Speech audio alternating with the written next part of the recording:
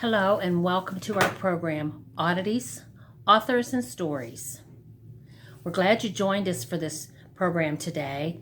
In this program, we take a look at authors, old and new, and share information about them or their stories that you may or may not be aware of.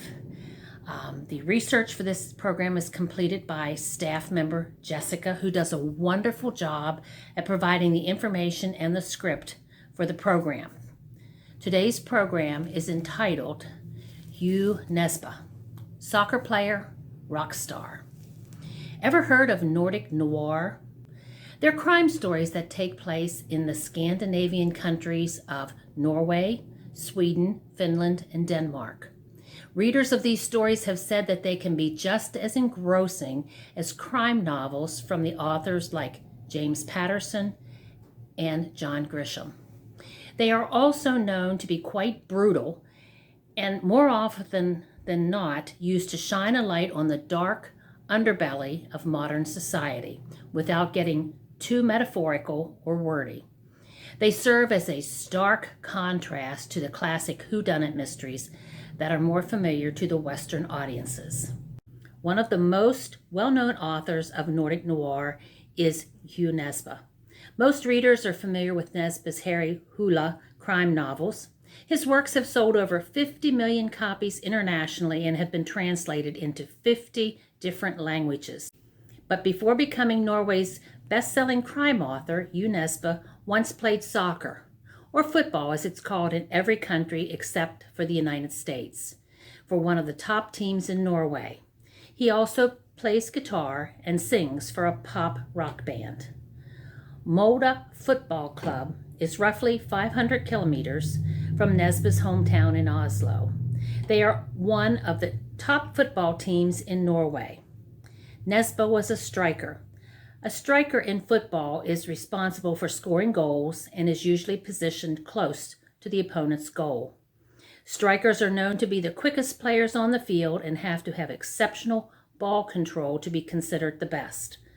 Nesbø's career didn't last long as he sustained career-ending ACL injuries in both knees at the age of 18. He still feels haunted by the fact that he'll never play again, and he still has passion for the sport. While it was devastating to a prospective career, Nesbø used this opportunity to focus on other ventures. Like his pop rock band, De Der, which means those guys in Norwegian. While working a regular job as a stockbroker, Nesbø played guitar and sang vocals with his brother before his death in 2013. The band has seen moderate success in their home country, recording 6 studio albums. The band even made the top 10 in Norwegian pop charts. They won the Gameling Award in 1996 for their contributions to pop music. We were like the Norwegian Teenage Fan Club, but with a couple more stupid songs, he once said. During his time in the band, Nesbø was commissioned by a publisher to write a memoir about the band. He didn't find that very interesting or satisfying, and instead, he started writing the plot for the first book of what would become the series he would be remembered for. Since the first Harry Hole novel, The Bat, was published in 1997, Nesbø has seen moderate success in his home country. Eventually, after the international success of late Swedish author Stieg Larsson's Millennium Trilogy, Nesbø's Harry Hole novels would see similar international success. There are currently 12 novels in the series, and there are whispers of another book.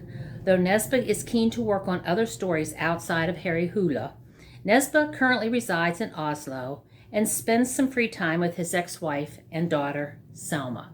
Thank you for joining us today. We hope you've learned a little more about Jo Nesbø. We will be back again next month on the first Wednesday to bring you a new and exciting story in our Oddities, Authors and Stories program.